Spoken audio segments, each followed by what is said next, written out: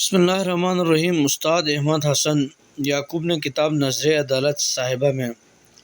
صحابہ میں ایک مفصل بحث کی ہے کہ ثقیفہ میں کوئی قانونی اجتماع انتخاب خلیفہ کے لیے نہیں ہوا تھا اور نہ کوئی اس کا ایجنڈا تھا، اور نہ